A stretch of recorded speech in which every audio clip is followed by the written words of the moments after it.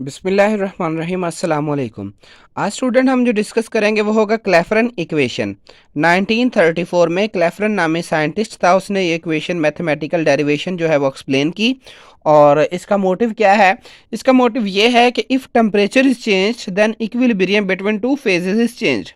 कि जब आप इक्विलिब्रियम चेंज करना चाहते हैं, यानी कि या आप टेम्परेचर जब चेंज करते हैं तो उसकी वजह से क्या होता है कि जो इक्विलिब्रियम दो फेजेस में कायम हो चुका होता है वो चेंज हो जाता है। अब फेज किसे कहते हैं? एक कंडीशन होती है, जैसे कि फर्ज करें हम मेल्टिंग टेम्परेचर लेते हैं किसी भी सब्सटेंस का, तो मेल्टिंग टेम्परेचर पर दो कंडीशन होती हैं। क्या?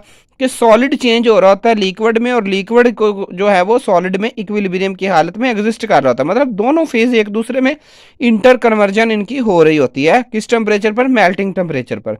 तो मैथमेटिकल ट्रीटमेंट क्या है? कहता है कि क्लेफरन ने ये बात कही कि अगर एट इक्विलिब्रियम जो फ्री एनर्जी चेंज होता है that is equal to zero, मतलब डेल्टा जी जो है that is equal to zero. तो अगर आप प्रेशर और टेम्परेचर चेंज करते हैं तो फ्री एनर्जी भी चेंज होती है। तो in case of change in pressure and temperature जो फ्री एनर्जी की इक्वेशन है that would be equal to d G minus V d P minus d G is equal to V d P minus S d t. ये वाली equation बन गई। इसको हमने क्या कह दिया कि ये हमारी इक्वेशन है वन होगी। ठीक है, तो अब कंसीडर करें ये हमारे पास एक सिस्टम है, यहाँ पर दो लिक्विड कह लें या सॉलिड कह लें या दो चीज़ें हैं, ए और बी है हमारे पास है। ठीक है, तो ये ए और बी, इन इस सिस्टम में ए और बी के दरमियान जो है ना मुकम्मल तौर पर एक इक्विलिब्रियम कायम हुआ है।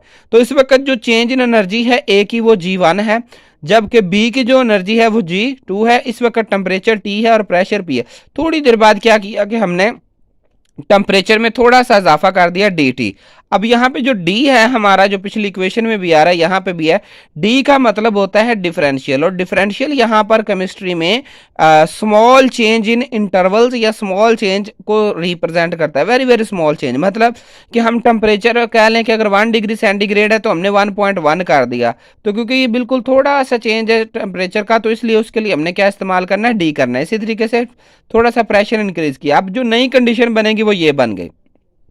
अब यहां पर जो फेज ए है उसकी चेंज इन एनर्जी होगी, क्योंकि थोड़ी सी एनर्जी इंक्रीज हो जाएगी। पहले जी1 थी, उसके बाद थोड़ा सा इजाफा किया टेम्परेचर का तो थोड़ा सा इजाफा हो गया।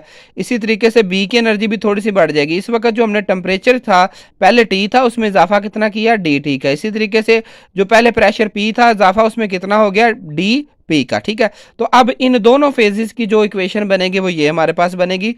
जी1 ए लिक्विड के लिए क्या बन गई हमारे पास? डी जी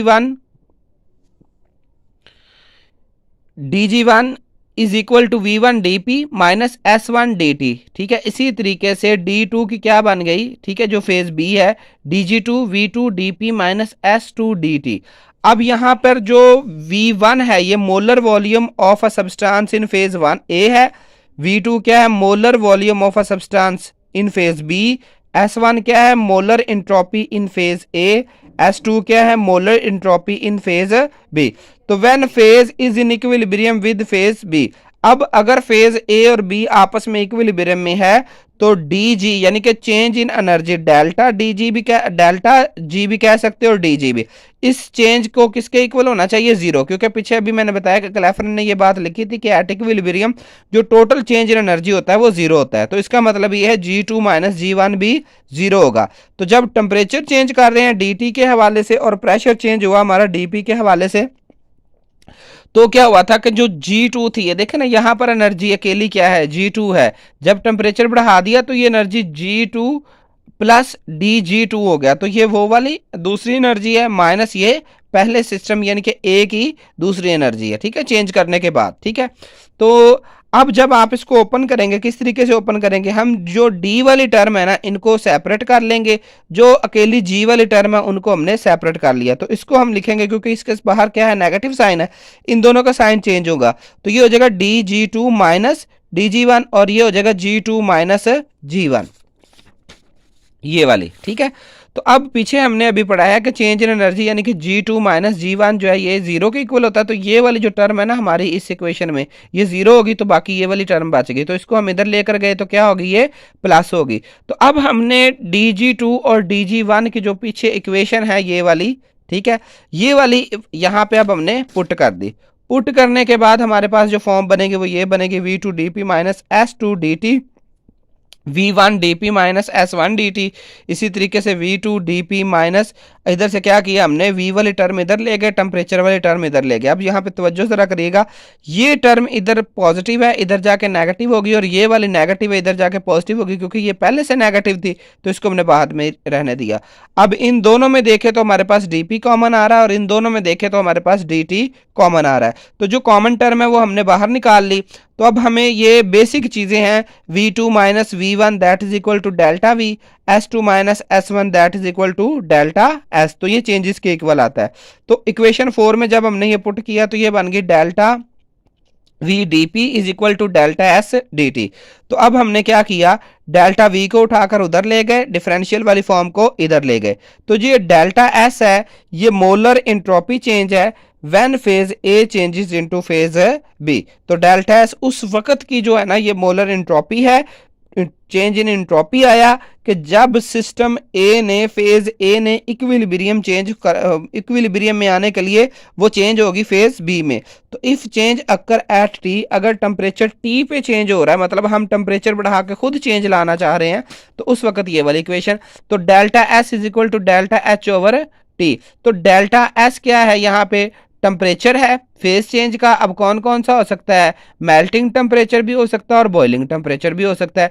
मेल्टिंग टेम्परेचर पर जो है वो सॉलिड और लिक्विड इक्विलिब्रियम में होते हैं, जबकि बॉइलिंग टेम्परेचर पर लिक्विड और वेपर्स आपस में इक्विलिब्रियम में होते हैं। और ये जो डेल्टा एच है ये लेटेंट हीट ऑफ ट्रांसफॉर्मेशन है। ट्रांसफॉर्मेशन से मुराद एक फेज दूसरी फेज में चेंज हो रही है। तो पुटिंग इक्वेशन 6, अब यहां पर हमने ये डेल्टा एस की वैल्यू इस इक्वेशन में यहां डेल्टा एस की जगह पे पुट कर देनी है।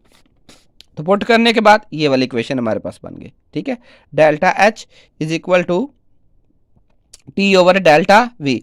तो अब ये इक्वेशन क्या बताती है, rate of change of vapour pressure with respect to temperature in term of heat of transformation delta H, और temperature of change of phase T and change of volume delta V. तो अब ये rate of change of vapour pressure बता रही है ये वाली equation, क्योंकि डीपी है ना, तो ये rate of DP over D, ठीक है। तो rate of change of vapour pressure with respect to T, temperature के हिसाब से वेपर प्रेशर कैसे चेंज हो रहा है, ठीक है, जब भी कोई एक हालत दूसरी हालत में फेज जो है वो चेंज हो रही है, ठीक है। इन टर्म ऑफ, अब इस इक्वेशन में और क्या है, इज इक्वल टू ये वाली टर्म है लेटेंट हीट ऑफ ट्रांसफॉर्मेशन और टेम्परेचर चेंज और चेंज इन वॉल्यूम। अब यहां पर ये एप्लीकेशन कहां कहां होती है क्लैफरन इक्वेशन की।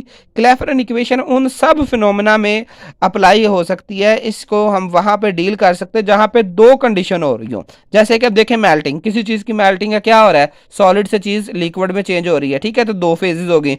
इसी तरीके वेपोराइजेशन में क्या हो रहा है, लिक्विड से वेपर में चेंज हो रही है, दो फेजेस होगी। इसी तरीके से सब्लिमेशन में क्या हो रही है, ठीक है, एक सॉलिड डायरेक्ट वेपर में चेंज हो रहा है। तो जहां पर भी फेज चेंज होता है हम वहां पे जो ये फिजिकल चेंज होता है यहां पर हम क्या क्लैफरन इक्वेशन अप्लाई कर सकते हैं। Clapeyron equation and melting equilibrium. Equilibrium क्या होता है कि जब सॉलिड लिक्विड में और लिक्विड सॉलिड में चेंज हो रहा था तो उस फॉर्म को क्या कहते हैं हम, इक्विलिब्रियम। तो इस सूरत में जो डेल्टा एच है उसको हम डेल्टा एच एम से रिप्लेस कर देंगे और टी को हम टी एम से रिप्लेस कर देंगे।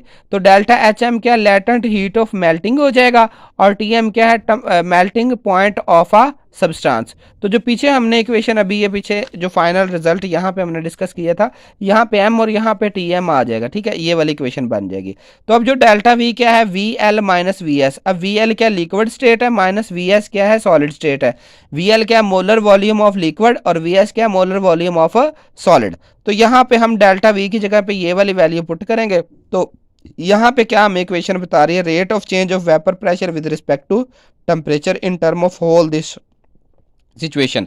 तो जब हम ये इसको इन्वर्ट करेंगे, ठीक है, क्योंकि टेम्परेचर की भी तो हमने स्टडी करनी है ना, तो ये ऊपर गया ये नीचे आ गया। अब यहाँ पे ये variation of melting point with pressure आ जाएगा, मतलब change in melting point with respect to pressure आ जाएगा और ये वाली टर्म सारी इन्वर्ट हो जाएगी। होपफुली आपको ये लेक्चर अच्छा लगा हो तो प्लीज़ ज़रूर सब्सक्राइब कीजिएगा मेरे चैनल को। जज़ाकल्लाह, अल्लाह ताला आपके और मेरे इल्म में इजाफा फरमाए।